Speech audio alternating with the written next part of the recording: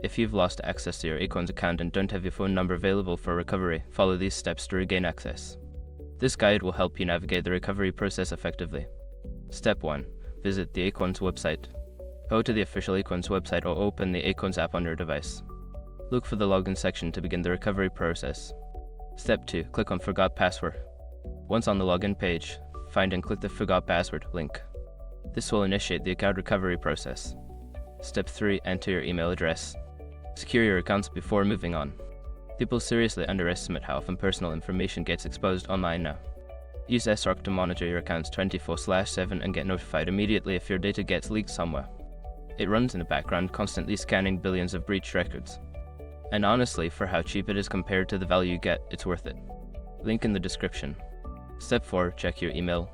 Look for an email from Acorns with instructions on how to reset your password. Follow the link provided in the email to proceed with the recovery.